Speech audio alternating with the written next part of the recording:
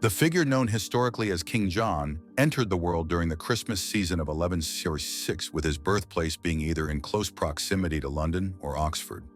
John held the position of the eighth and final offspring and the fifth son of his parents.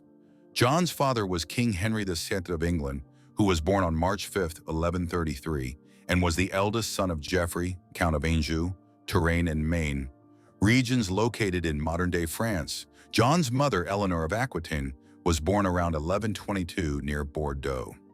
She was the senior daughter of William X, Duke of Aquitaine, and Eleanor de Châtellerault.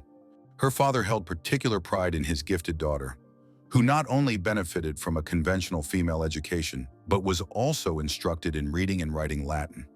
Furthermore, she gained first-hand knowledge of governance by observing her father as he managed his territories. Upon her father's passing in 1137, Eleanor found herself in a vulnerable position and required assistance to safeguard her father's domains.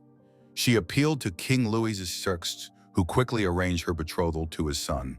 The king's death occurred shortly after, and Louis VII and Eleanor were crowned king and queen on Christmas Day 1137. Despite the birth of two daughters, their union was a passionless one, mainly due to Louis VII's deep piety. Indeed, his initial aspiration had been to become a monk. In March of 1152, a council under the Archbishop of Sens declared their marriage null and void, citing their status as third cousins as the reason. This freed Eleanor to seek a spouse more to her liking. She did not delay her search. A mere 8 weeks following her divorce, she wed a man she had observed paying homage to her then-husband the preceding year, Henry, Duke of Normandy. Their marriage took place in May of 1152 and was destined to become legendary. They were the quintessential power couple, ambitious, strong-willed, and formidable. Their relationship proved to be both turbulent and productive. Eleanor gave birth to 8 children, 5 sons and 3 daughters.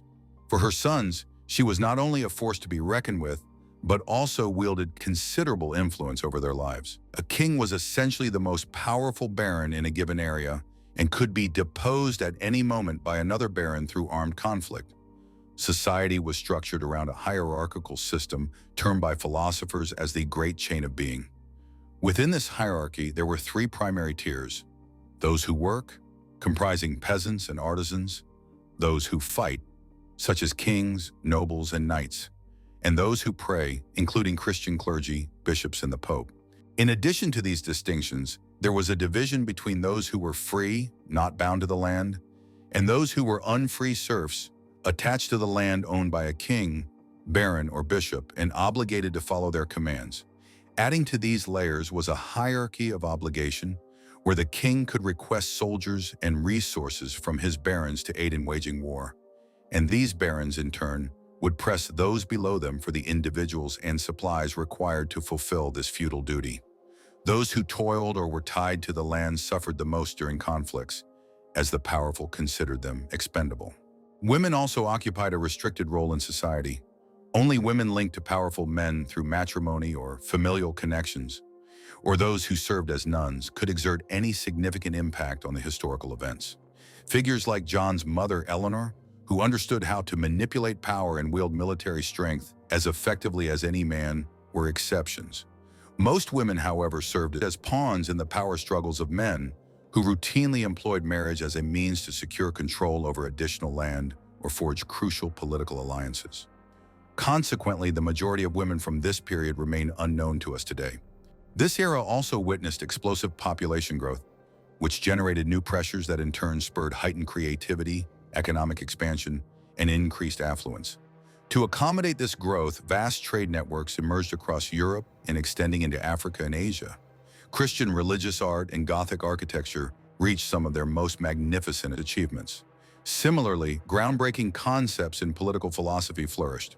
Some of these political ideas led to the societal upheaval recognized today as Magna Carta, which had enduring consequences on governmental structure, including the lasting principle that no individual, not even a king, was above the law. Being the 5th son, John received limited consideration from his father regarding inheritance and marriage matters. Indeed, his father would often jest that John was sans terre, hence the nickname Lachlan that would accompany John throughout his life. As a young child, John was taken to the monastery at Fontevraud near Chinon, France, accompanied by his sister Joan. Fontevraud possessed unique attributes that enabled John to receive an exceptional literate education for that era. Firstly, it was established by Robert of Arbrisel, whose preaching attracted women from all social strata. His popularity grew to such an extent that around 1101, he founded a distinctive Benedictine monastery that accommodated both men and women, but uniquely, women held supervisory roles over men within this structure, unlike typical church institutions.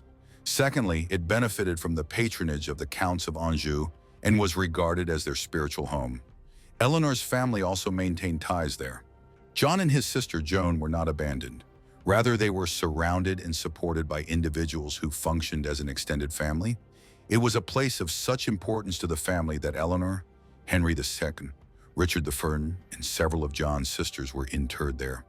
It was an ideal setting for John to acquire the basics of education in a nurturing atmosphere. John learned to read and write in both Latin and French. Based on the books he possessed, we know he had a foundation in subjects like astronomy, geography, biology, agriculture, medicine and pharmaceuticals, the properties of metals and stone, art and painting. John harbored a lifelong fascination with gemstones, which were frequently given to him as gifts by those seeking his favor.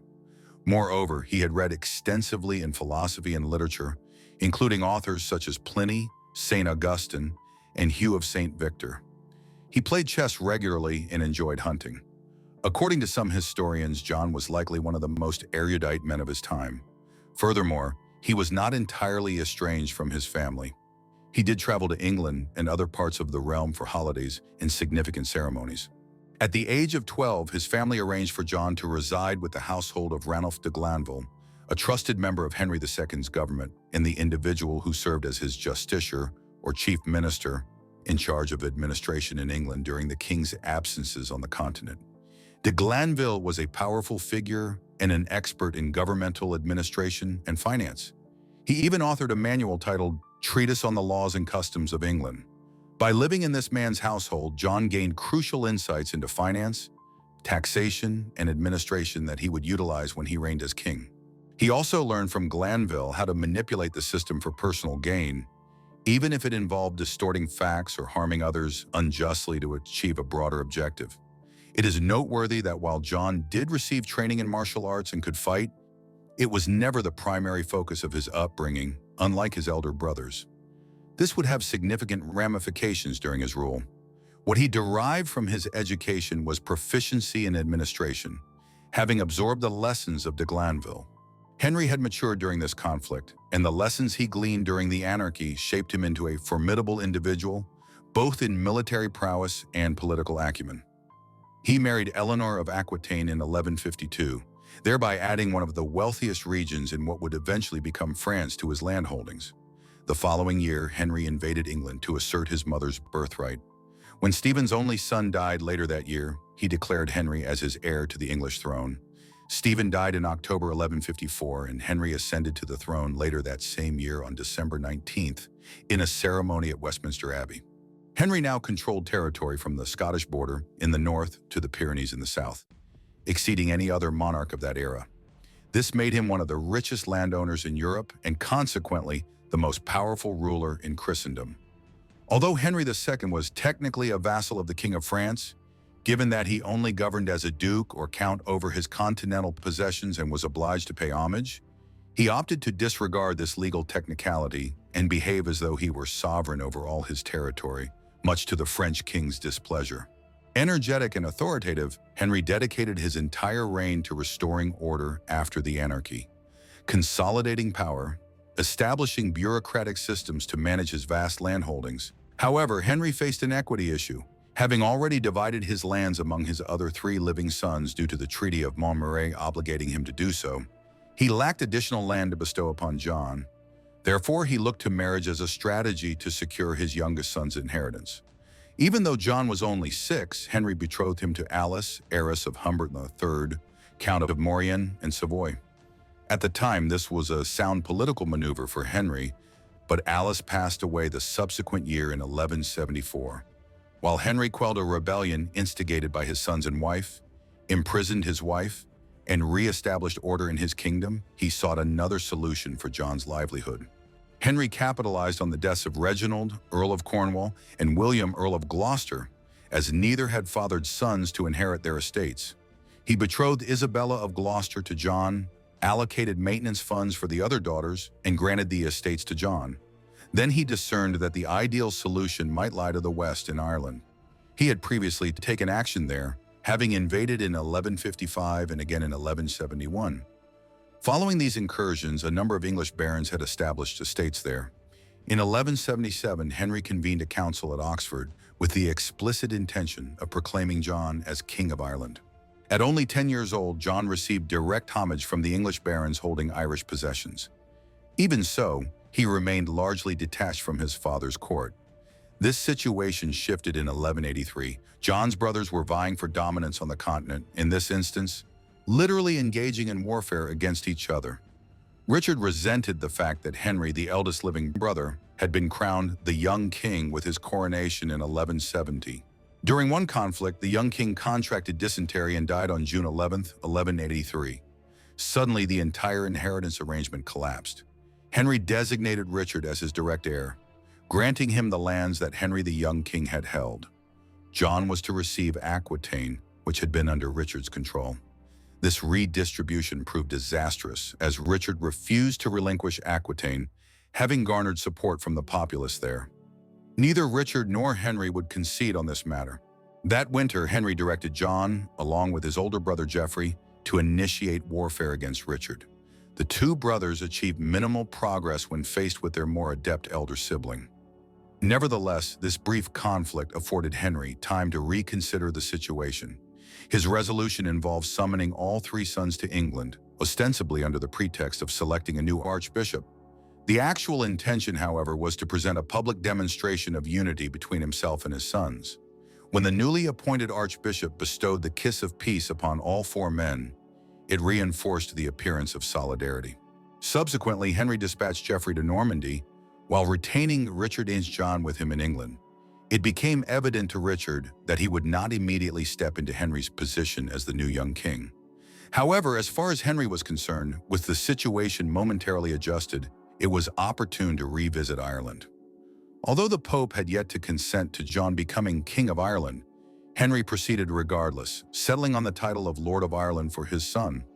Similar to much of Europe at that time, Ireland was not governed as a unified nation but existed in a state of continuous political instability, with kingdom boundaries constantly in flux. While the English had established certain centers of dominance, their control remained precarious. Henry's representative there was Hugh de Lacy, who governed the Irish kingdom of Meath and the city of Dublin through sheer force of will and active participation in Irish politics. De Lacy also gained authority over Leinster, acting under Henry's directives. Preparations for a journey to Ireland commenced in earnest during the summer of 1184, including dispatching John Comyn, the Archbishop of Dublin, with instructions to prepare for John's arrival. Philip of Worcester, a significant military figure under Henry II, was appointed commander of the expedition. On March 31, 1185, Henry bestowed knighthood upon John at Windsor Castle, a clear signal to everyone that John, now 18, was ready for adult responsibilities. This, however, would prove to be premature. On April 24th, John and his retinue set sail for Ireland, arriving the following day. The youthful officers within his group treated the Irish leaders with disdain, mocking their substantial beards and even going so far as to pull at them. Following this disrespectful display, these leaders turned against English rule. John further exacerbated the issue by seizing land from Irish supporters as if it were his personal property and redistributing it to his English companions, leading to retaliatory raids by the Irish. De Lacy, who might have mitigated the situation, did little to intervene. These conflicts necessitated John to expend the available funds on defense. By early autumn, he returned to England, financially depleted. His endeavor had proven a failure, consequently elevating Richard in Henry's estimation. A fresh crisis impacted the Angevin dynasty the subsequent year. On August 19, 1186, Henry's fourth son Geoffrey perished during a tournament in Paris. Suddenly, John found himself even closer to the throne. Richard clearly perceived the threat John posed to him. To compound matters for Henry, the French king, Philip Augustus, who had ascended to the throne in 1180 after the death of his father Louis VII, declared that Geoffrey's lands in Brittany were to revert to the French crown if Henry failed to relinquish them. Philip threatened to seize Normandy by force. For the ensuing 3 years, Philip continued to cause unrest. Richard also persistently pressured his father to formally declare him heir, even allying himself with Philip. The situation deteriorated to the point where father and son were at war with each other. Shortly before his death on July 6, 1189, while on his deathbed, Henry requested a list identifying all those who had allied against him. As the narrative goes, the first name on the list was that of his favored son, John. Many chroniclers of the time asserted that this shock was the cause of the king's demise. Richard's initial act as the heir apparent was to attend his father's funeral at Fontevraud. He then settled his continental estates. After Richard officially became Duke of Normandy, he returned to England. Richard recognized that John could be either his greatest ally or his most formidable adversary.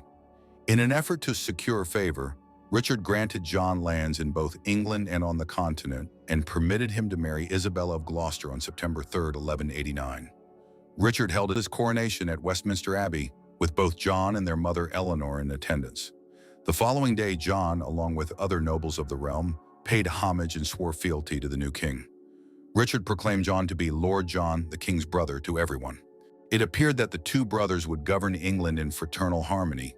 Now, Richard had to organize his affairs because he had pledged to the Pope to embark on a crusade to the Holy Land. He did not place John in charge, as he did not believe his brother was prepared for the position. Instead, he selected 2 co-justiciars, William de Mandeville, Earl of Essex, and Hugh de Puiset, Bishop of Durham. Both men were older and possessed exceptional talents in governmental administration. They had also consistently demonstrated loyalty to the Angevins, and more importantly to Richard. Initially, Richard appointed John as the head of the army. John received his first mission, which was to quell a rebellion in South Wales led by Rhys ap Gruffydd, the ruler of southern Wales. Initially, events seemed to be progressing favorably, but then disaster struck. William de Mandeville died that December, and Richard now had to find a replacement. He appointed William Longchamp, a longtime Richard loyalist with a somewhat abrasive personality. Richard's demeanor towards John began to shift shortly after this appointment. The matter of naming his heir became even more complex, especially as his trust in John waned. However, Richard did have alternative options. Their brother Geoffrey had a son named Arthur, and according to the rules of English royal inheritance, Arthur had a stronger claim, although he was only 2 years old. Richard's difficulties were further compounded as his 2 justiciars could not cooperate. In early 1190, he placed Puiset in charge of the north and appointed Longchamp as the sole justiciar. Richard then took John to Normandy and instructed him to remain on the continent. He was not allowed to enter England without Richard's explicit consent. Richard departed on crusade on July 15, 1190, and while in Sicily, declared Arthur as his rightful heir. Longchamp continued to scheme covertly against John, including securing the King of Scots' support for Arthur's claim to the throne. Longchamp also placed Puiset under arrest. Unaware of Longchamp's actions, Richard requested Pope Clement III to appoint Longchamp as a legate of the Apostolic See. This council also agreed that John should be made supreme governor of the entire realm, with the concurrence of Walter, the Archbishop of Rouen, now the new Chief Justiciar. The realm appeared peaceful and secure for a brief period under John's stewardship, until Philip Augustus, now King of France, returned prematurely from the Third Crusade. Although Richard and he had concluded a peace treaty while on crusade, Philip chose to renege on his promise and began maneuvering to reclaim lands from the English king that he believed rightfully belonged to him. Rumors circulated concerning John and who he might genuinely support. Longchamp even reappeared briefly in a bribery scheme that John supposedly utilized to gain adherents. Some rumors suggested that John had defected to Philip's side in an attempt to seize the throne. Richard departed the Holy Land on October 9, 1192. He made significant progress until he was captured near Vienna by Duke Leopold of Austria, who then handed him over to the Holy Roman Emperor Henry VI, who held Richard hostage and demanded a ransom for his release. John learned of this in January of 1193. His impulsive nature failed him at this juncture, for he assumed that this meant Richard might never return, and that it was his opportunity to claim the throne. John journeyed to Paris to forge an alliance with King Philip, then returned to England and did the same with the King of Scots. Eleanor, his mother, strengthened the defenses along the Kent coast and prepared to repel Flemish or French invaders. Philip attacked Normandy only to be repelled. Civil war erupted in England but was halted by the new Archbishop of Canterbury, Hubert Walter, who had instructions on how the ransom was to be paid. He insisted that the immediate priority was to raise the necessary funds to secure Richard's release, resulting in John departing England to meet with Philip in order to reaffirm the treaties between the French king and Richard. Ultimately, Henry VI released Richard on February 4, 1194. In April, John and Richard met in Lisieux, with their mother mediating. John pleaded for forgiveness, and Richard provided a condescending response to his younger brother. According to chroniclers, he stated, "John, have no fear. You're a child and you had bad men looking after you." Despite John being 27 years old, both Richard and Eleanor harbored negative perceptions of John. Eleanor remarked that John possessed the shallow mind of an adolescent. Richard's assessment that John lacked the ability to stand up to an adversary proved prophetic. Richard confiscated lands from John as punishment. It took time for Richard to pardon John for his betrayal, but eventually he did. John gradually assumed more significant roles in Richard's court, commencing in May 1195 when Richard restored John's lands to him in Gloucester and Morton. By July 1197, Richard had absolved John for his misjudgment and declared him to be his favored successor. John was granted further land possessions and other indications of favor from his brother. John also began to gather powerful allies around himself, notably Hubert Walter and William Marshall. The speculation that John had aligned with Philip's faction never entirely dissipated. In early 1199, Philip mentioned this to Richard and presented him with documents seemingly supporting his assertion. Upon hearing of this accusation, John dispatched 2 knights to the French court to refute the charges.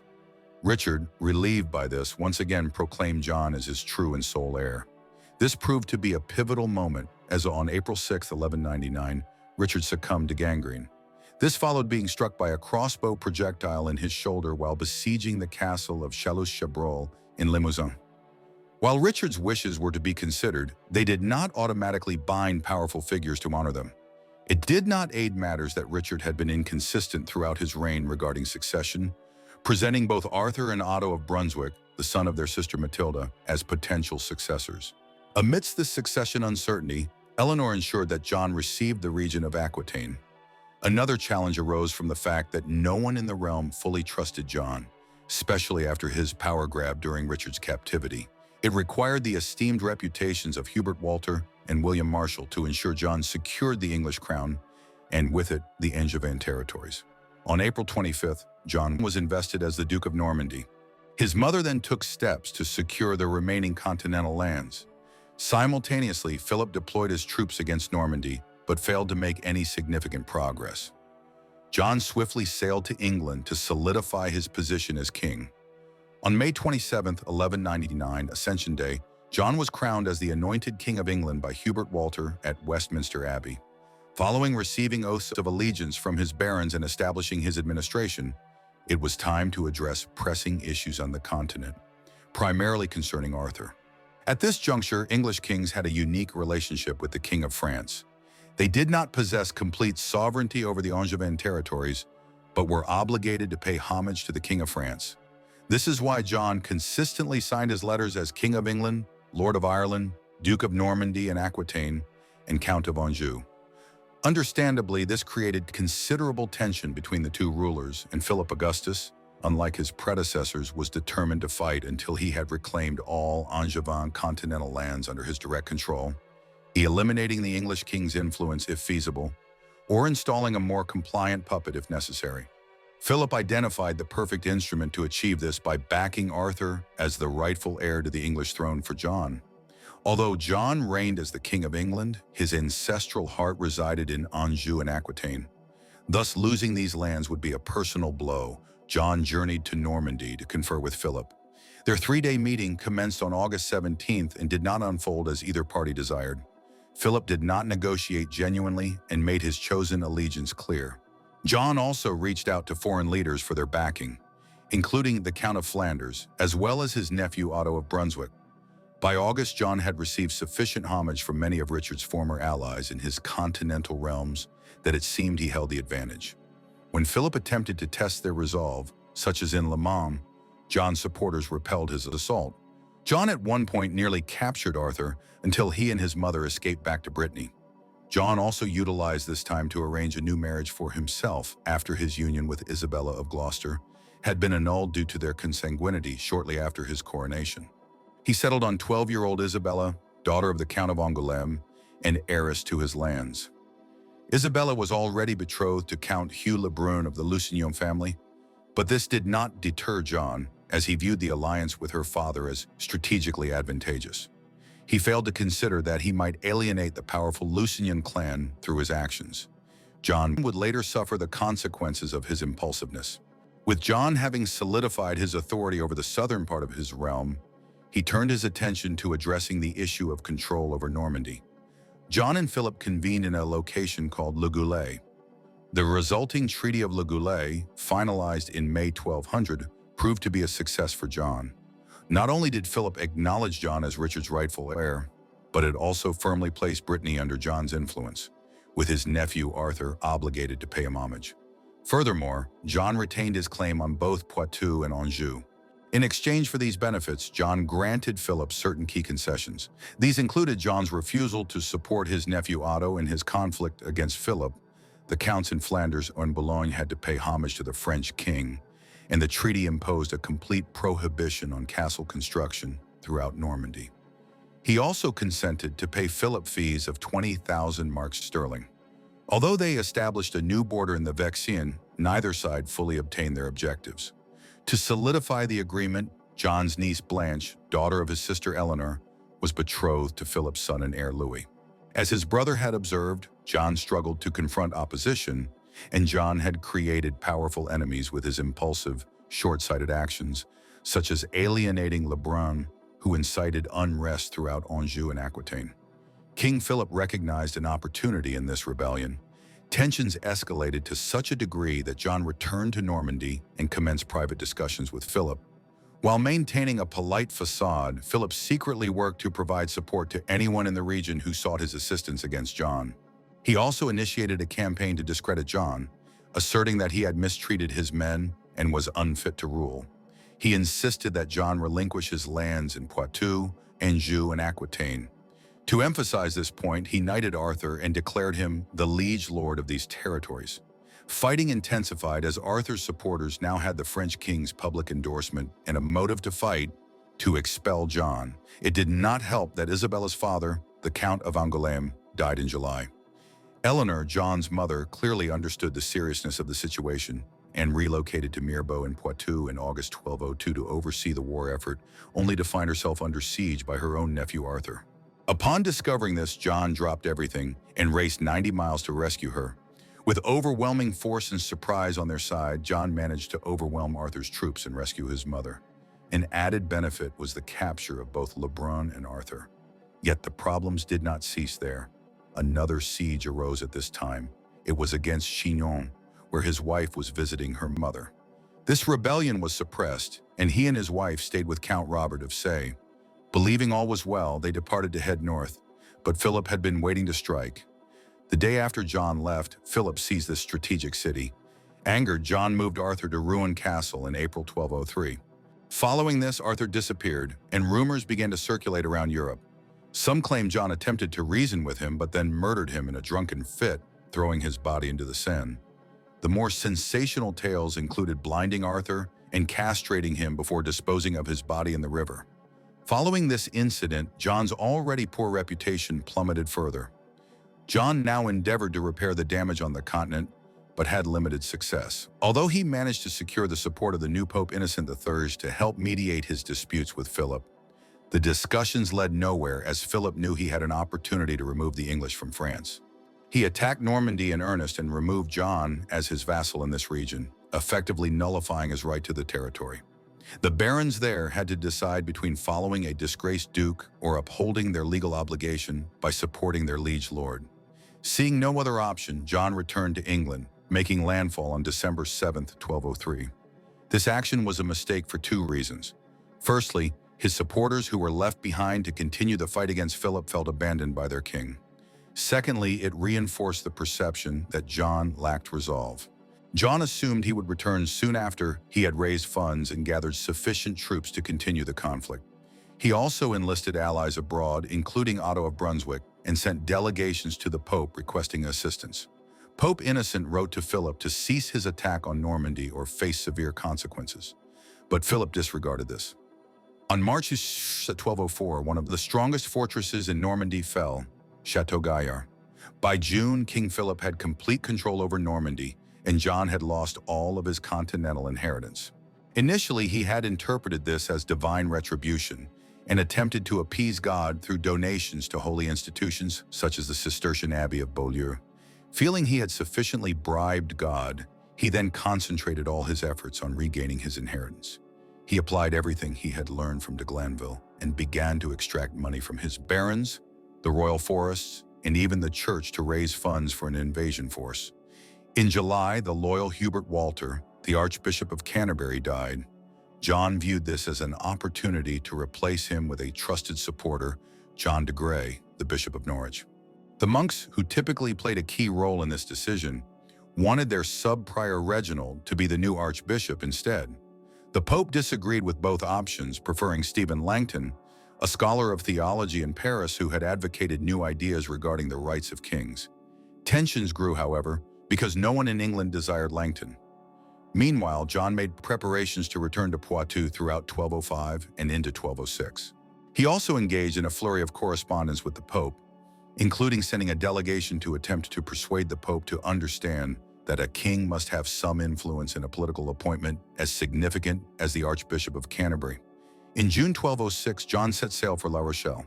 His objective was to reclaim his lost homeland, but Philip ensured he did not succeed. While John did achieve some success in regaining Gascony and parts of Poitou, he did not wrest his father's homeland of Anjou from Philip.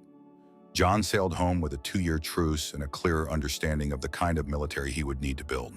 To effectively oppose Philip throughout 1207, John pioneered inventive methods to extract funds from his barons, the church, and royal woodlands to finance an assault on France.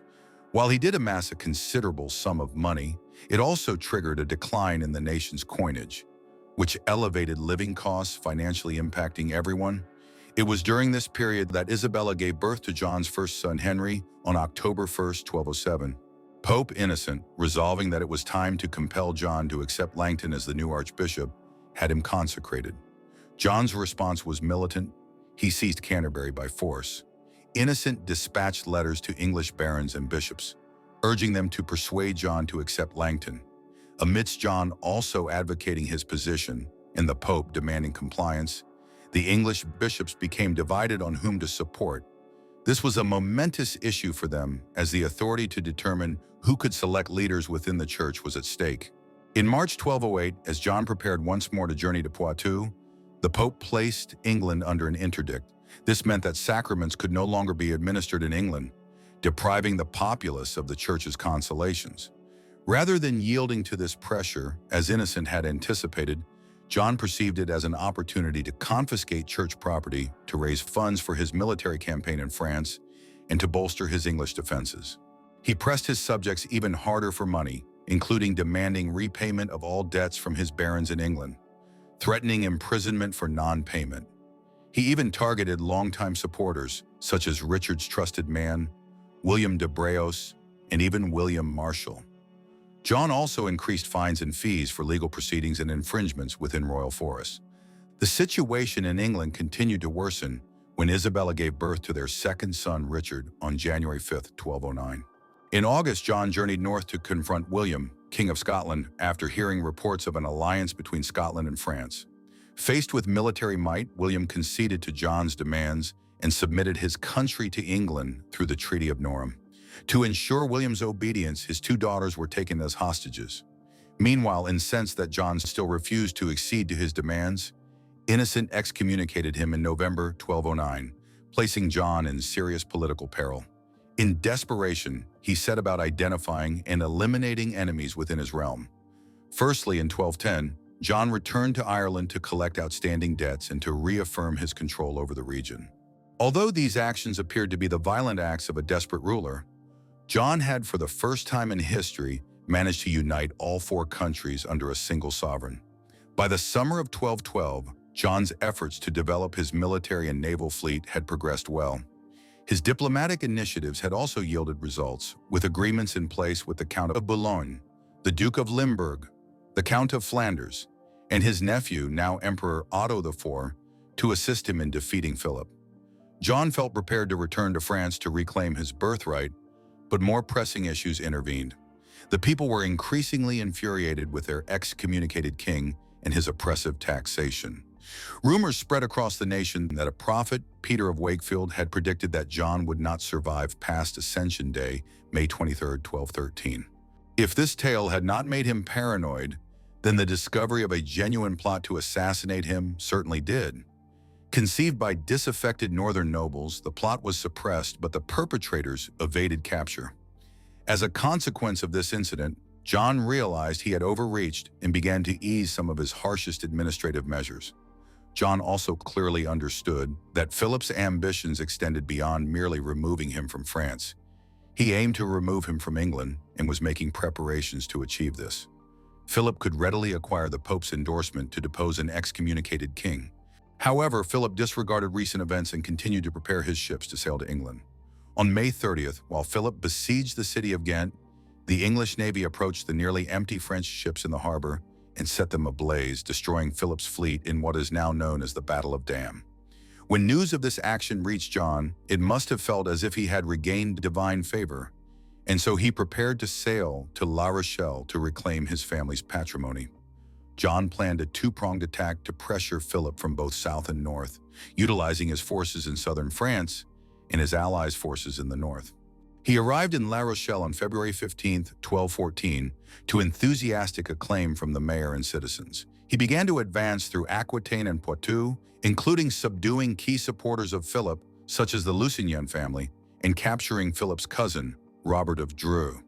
Events progressed rapidly until July.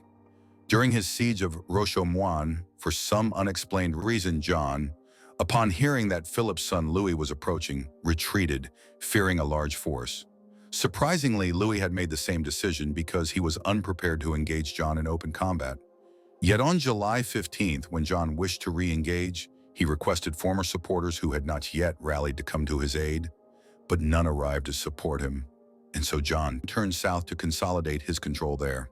Meanwhile, a decisive open-field battle occurred several hundred miles away in Bouvines, north of Paris, where a coalition of key Western European powers attacked Philip on July 27, 1214, in what would become known as the Battle of Bouvines. It was a brutal conflict with heavy casualties on both sides. In the end, it was Philip who emerged victorious. Not only was it one of the most critical battles in the lives of John and Philip, but it also helped to reshape the map of Europe. Upon hearing the result of this battle, John headed home, arriving in Corfe on October 18, 1214. While he had been away, unrest amongst the barons of northern England had escalated. John, desiring to engage them militarily, discovered he had limited financial resources at his disposal because almost no one had made their payments to the exchequer. He had little choice but to meet with his barons, with the initial meeting scheduled for January 1215. At that meeting, the delegation of barons elucidated to John that he had to agree to Henry I's charter. John delayed responding by agreeing to meet again on April 26th, which he failed to honor. He also did not respond to the baronial demands outlined in a document that would become known as the Unknown Charter, which resembled Henry I's charter, but with additional clauses appended. Meanwhile, John prepared for war against his barons. Knowing that Innocent desired a fifth crusade, John contacted the Pope and pledged to embark on a crusade, much to Innocent's delight. The Pope responded with two letters, one to the barons instructing them to stand down and swear allegiance to their king, and the second to Langton and his bishops, ordering them to ensure a peaceful resolution. Everyone now understood that John had papal support and therefore might not negotiate in good faith. On May 5th, the barons renounced their feudal obligations in response and armed themselves. John then issued two letters, one stating that disputes should be brought before the Pope, who would act as arbiter. The other stated that during the period of negotiations, there would be a moratorium on engagement against his barons. On May 17th, the barons responded by seizing control of London, cheered on by the city's inhabitants. Now that John no longer controlled his capital, he had to parley with his barons. He could delay no longer, and John requested Langton to facilitate negotiations. It was agreed to meet at a neutral location called Runnymede, along the Thames River between Windsor Castle and Staines, on June 10th. John offered safe conduct to the barons, but only for a brief duration to allow time for talks, yet the majority of negotiations had already transpired between Langton and the barons. The document presented to John on that fateful day, June 15, 1215, was a document called the Articles of the Barons, which detailed their demands. A few days later, on June 19th, a group of the barons met John at Runnymede, where they paid homage to the king and renewed their oaths of loyalty. The document they agreed upon promised prompt justice to the barons. It curtailed the king's rights regarding taxation and feudal dues, as well as providing protection from unlawful imprisonment and safeguarding church rights. There was also a security clause whereby the barons could verify that John was adhering to the demands stipulated by the charter. These articles formed the basis of what we today recognize as Magna Carta, or the Great Charter in English, and this document would be rewritten and elaborated upon in the ensuing years. Although Magna Carta is regarded today as a cornerstone of Western liberty, an examination of the document itself reveals that it lacks the poetic verses of the Declaration of Independence, as it was essentially a peace treaty between John and his barons, which simply enumerated the limitations of John's power. Indeed, Magna Carta would be reissued several times after John's death, each time in a shorter format, omitting the most contentious clauses. John did not sign the document, as that was not customary at the time. Instead, the document was folded and formally sealed with John's royal seal. The sealed document had to be revised to sound as if it originated from the king before it was copied and distributed throughout the land. Yet no one believed this marked the end of the conflict between John and the barons. King John dispatched a copy of the document to the Pope, complaining about the barons. The Pope, shocked that a king would have to capitulate to his subjects, declared the charter null and void, and by September a civil war had erupted, with the king besieging the strategically vital Rochester Castle, which was under the barons' control. Meanwhile, some of the barons requested Louis to become their king. As many of the rebellious barons hailed from the northern counties, they opted to pay homage to Alexander II, the son of William, who was the new king of Scotland, and requested him to move south to support them. John eventually captured Rochester Castle and then built upon that success by making further conquests in both East Anglia and the northern counties of England. Yet his naval blockade had failed to prevent Louis from landing in England on May 21, 16. A few days later, Louis triumphantly entered the city of London. His troops then besieged Dover, Lincoln, and Windsor, while Scottish forces wreaked havoc in the north. John did his utmost to maintain defenses and repel the French troops with the assistance of Gualabiceri, the papal legate who was sent by the Pope to protect John from the French.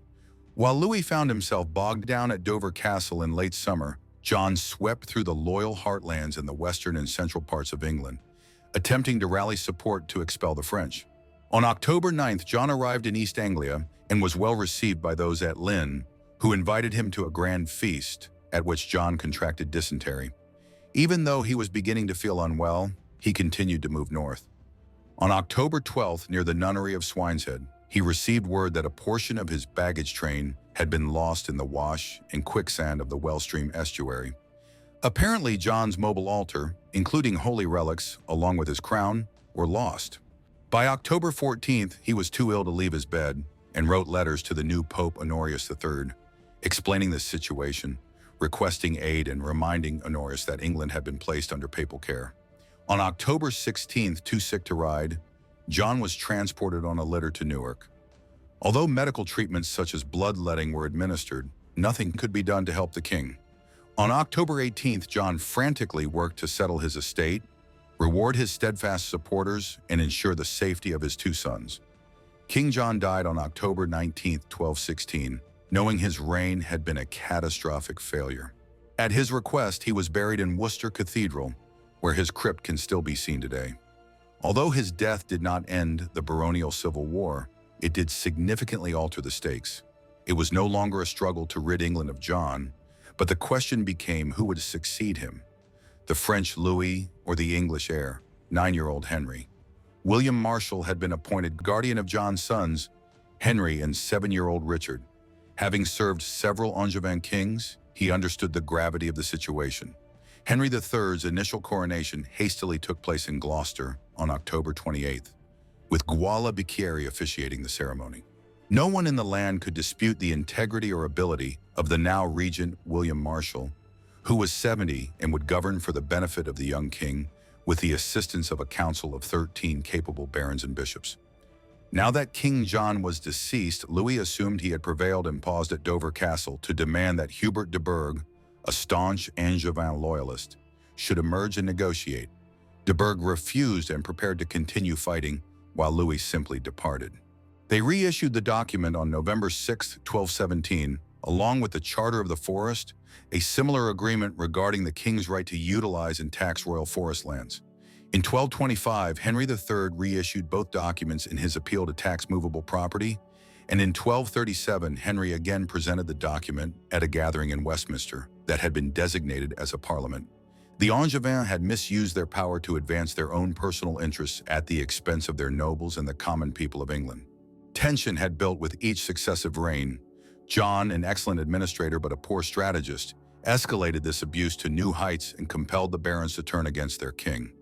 Yet the resulting agreement became a vital instrument for reaching mutual understandings without bloodshed. As we know from English history, it did not always unfold that way. Even so, Magna Carta established a written covenant between the people and their rulers that served as a blueprint for the democratic governments we cherish today. What are your thoughts on King John? Was he genuinely evil and the worst king England ever had? Or was he a victim of circumstance and a product of the era in which he lived? Please share your opinions in the comments section, and in the meantime, thank you very much for watching.